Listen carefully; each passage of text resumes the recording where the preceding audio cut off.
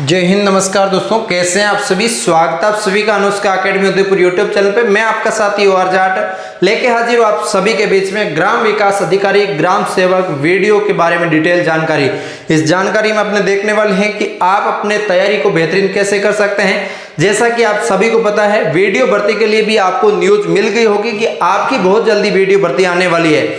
आप सबको पता है वीडियो भर्ती पहले 2 एग्जाम पैटर्न के अनुसार होती थी, जिसके अंदर पहले प्री होता था, फिर मेंस होता है और इसके बाद आपके अब की बार CET लागू हो चुका है और स्पष्ट CET नोटिफिकेशन में लिख दिया है कि ग्राम विकास अधिकारी भर्ती जो आपकी है CET ग्रेजुएशन लेवल के अंतर्गत आएगी। तो ऐसे में आपको पता लग गया होगा कि CET ग्रेजुएशन लेवल के तहत आपकी ग्राम विकास अधिकारी की भर्ती आएगी।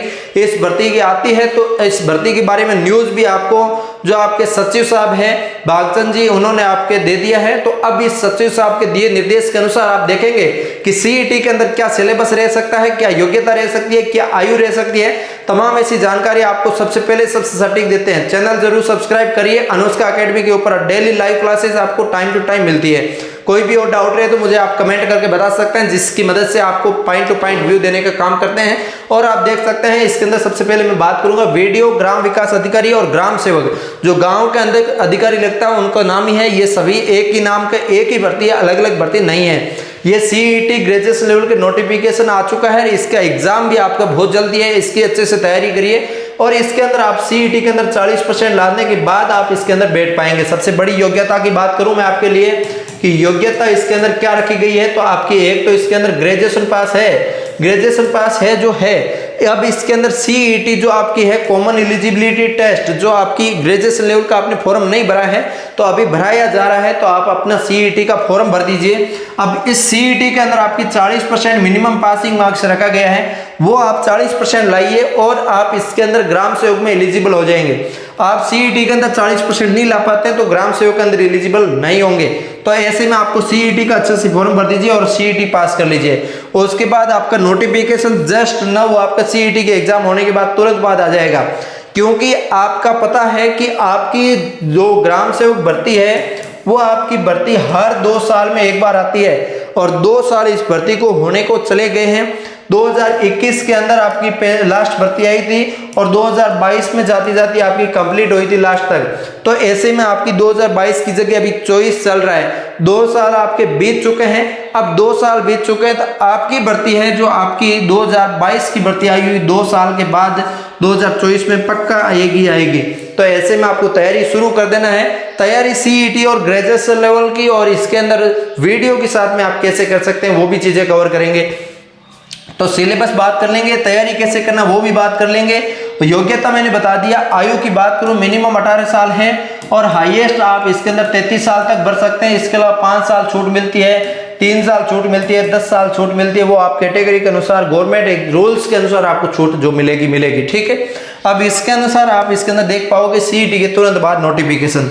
अब इस नोटिफिकेशन के अनुसार अपनी चर्चा करते हैं। सबसे पहले मैं आपको बताना चाहूंगा कि आपके लिए जो नोटिफिकेशन है 2021 के अंदर जो प्री हुई थी, उस प्री का नोटिफिकेशन, जो प्रारंभिक परीक्षा का जो सिलेबस आपके लिए बताया है, उस सिलेबस को लेकर मैं चर्चा करूंगा। देखो, अब इसके अंदर आपकी प्री एग्जाम नहीं होने वाली। प्री की जगह आपकी क्या हो रही है, CET जो आपकी पात्रता परीक्षा होती है, जो आपकी पात्रता परीक्षा होती है, जो इसके जगह आपके CET जो परीक्षा है वो हो जाएगी। तो अब आपकी पात्रता परीक्षा नहीं होगी, CET आपकी अभी आगामी है, इसके फॉर्म अभी भराए जा रहे हैं, आप भर दीजिए, ठीक है। अब ये तो एक कंफ्यूजन क्लियर हो गया कि अब पात्रता परीक्षा का सिलेबस क्या है, मेंस का सिलेबस क्या है वो भी देख लेते हैं, प्लस इसके अंदर पात्रता और CET सिलेबस से क्या डिफरेंट है वो भी देख लेंगे। और अब इस पात्रता का कोई वैल्यू नहीं रह गया, तो अब आपको कौन सा देखना है, मेंस का देखना है। मेंस में आपको क्या पूछा गया वही अब CET इस ग्राम सेवक भर्ती के अंदर पूछा जाएगा। तो अब इसके अंदर मैं आपको बताना चाहूंगा 100 अंक का पेपर था और उसके अंदर 2 घंटे का समय दिया गया था और बहुविकल्प पेपर थे, समान अंक के थे, माइनस मार्किंग थी नहीं। पात्रता परीक्षा के अंदर आपकी राजस्थान का, इंडिया का, अंतर्राष्ट्रीय तीनों का करंट अफेयर्स था। इसके अलावा इसके अंदर भारत का भूगोल था, भारत की, इसके राजस्थान की और भारत की इसके अंदर आर्थिक समीक्षा थी। इसके अंदर आपकी इतिहास, कला, संस्कृति भारत की और राजस्थान की दोनों थी, जो कुछ ही सीमित टॉपिक दे रखे थे, ज्यादा नहीं दिया हुआ था, ठीक है। और इसके अंदर आपकी रीजनिंग भी थी, इसके अंदर आपकी हिंदी और इंग्लिश गणित भी थी। इसके अलावा इसके अंदर आपकी जो आपकी है राज्य जिला जो आपकी पॉलिटी मान सकते हो वो थी, और कंप्यूटर थी। ये सारा इसके अंदर दे रखा था। अब इसके अंदर प्री का आपको क्लियर हो चुका है कि प्री के अंदर क्या मैटर था क्या नहीं था, और प्री आपकी इसके अंदर होगी नहीं, तो प्री का आप मैटर यहाँ पे छोड़ दीजिए। अब आपको मैं ले चलता हूँ मेंस के सिलेबस पे। मेंस के अंदर क्या पूछा गया था और कैसे अपनी तैयारी बेहतरीन कर सकते हैं। मेंस के अंदर आप देखेंगे तो आपको एक एक चीज का पता लग जाएगा और आप इसके अंदर अच्छे से समझ पाएंगे पूरा जानकारी। ठीक है, देखो मेंस की मैं बात करूं तो आपकी ग्राम विकास अधिकारी के अंदर मुख्य जो परीक्षा हुई थी उसके अंदर आपकी 160 प्रश्न आए थे, 200 अंक का था, 3 घंटे का समय था। तो अब इसके अंदर आपका क्या बदल सकता है, क्या नया हो सकता है, और सीईटी से कितना कम जाता है मैं आपको बता दूं कि सीईटी के अंदर यहाँ पे आपके 300 क्वेश्चन है, सॉरी 300 अंक है और 150 क्वेश्चन है। ये जो आंकड़ा है सीईटी का है, और ये जो आपका ग्राम सेवक के अंदर रहा था। अब इसके अंदर आपकी कौन कौन सी है, भाषा ज्ञान जो आपकी हिंदी और इंग्लिश सीईटी के अंदर भी है और ग्राम सेवक के अंदर भी है। आपकी गणित सीईटी के अंदर भी है और ग्राम सेवक के अंदर भी है। सामान्य ज्ञान आपकी राजस्थान जीके आपकी है, राजस्थान जीके जो आपकी है वो आपकी इसके अंदर भी है और उसके अंदर भी है। ठीक है, भारत का भूगोल प्राकृतिक संसाधन वो आपका इसके अंदर भी है और उसके अंदर भी है। राजस्थान के संदर्भ में कृषि व आर्थिक संसाधन जो आपकी इकोनॉमी है वो आपकी इसमें भी है, और इतिहास संस्कृति इसमें भी है और उसमें भी है। ठीक है, 1/3 माइनस मार्किंग सीईटी के अंदर भी है, इसमें भी है। ठीक है, अब कोई आपका डाउट कुछ है तो मुझे बताइए कि सीईटी का सिलेबस क्या रहेगा, ग्राम सेवक का सिलेबस क्या रहेगा, तो वो आपका कंफ्यूजन दूर हो चुका होगा। तो अब इसके अंदर भाषा का ज्ञान, इसके अंदर हिंदी के 30 अंक की आएगी, भाषा ज्ञान टोटल 50 अंक का है, 20 अंक की अंग्रेजी है। तो अब इसके अंदर आज सीनियर सेकेंडरी लेवल जो आपकी थी उस लेवल की इंग्लिश आने की बोल रखा था, और मल्टीपल टाइप के क्वेश्चंस होंगे इसके अंदर, पैराग्राफ टाइप के क्वेश्चन होंगे। ठीक है, और इसके अंदर संधि संधि विच्छेद उपसर्ग प्रत्यय मतलब व्याकरण इसके अंदर लगभग दे रखी है कुछ छोड़ के। ठीक है, तो ये इस टाइप का आपको इसके अंदर हिंदी दे रखा था। गणित की बात करूं तो काफी सारी प्रश्नावली इसके अंदर 10वीं लेवल की दे रखी थी।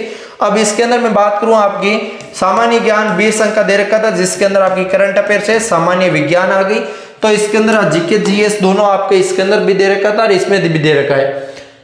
भूगोल की बात करूं इसके अंदर तो आपका इसके अंदर भूगोल प्राकृतिक संसाधन 30 नंबर का दे रखा है, जिसके अंदर आप संसार जो आपका वर्ल्ड की जियोग्राफी हो गई, इसके अंदर भारत की जियोग्राफी हो गई, इकोलॉजी, इसके अंदर राजस्थान की जियोग्राफी हो गई, जिसके अंदर आपकी स्पेशल टॉपिक दिए हुए थे।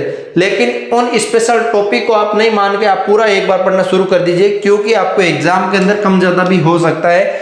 आजकल सिलेबस से बाहर आने का प्रश्न भी काफी ज्यादा ट्रेंड चल रहा है, तो आप पूरा सब्जेक्ट जरूर पढ़िएगा। ठीक है, राजस्थान के संदर्भ में कृषि व आर्थिक संसाधन जो इकोनॉमी है 30 नंबर से आएगी राजस्थान की, इसके अंदर आपकी ज्योग्राफी भी साथ में हो जाएगी, कुछ इतिहास कला संस्कृति 30 मार्क्स की आएगी, जो आप इसके अंदर देख सकते हो। पूरा टॉपिक आपको एक एक दे रखा है, कोई दिक्कत नहीं है।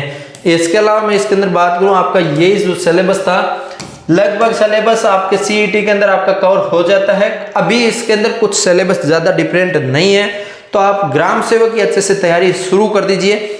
ग्राम सेवक के लिए सारी जानकारी मैंने आपको दे दी, योग्यता, आयु, सिलेबस, तमाम ऐसी जानकारियां। अब फॉर्म डेट, एग्जाम डेट जब भी आती है तो आपको और तरीका बता दूंगा मैं, और आपको जानकारी दे दूंगा। फिर भी आपको कोई डाउट रहे तो मुझे कमेंट करके जरूर बताइए। हम मिलेंगे किसी नए सेशन के साथ, तब तक के लिए जय हिंद, जय भारत।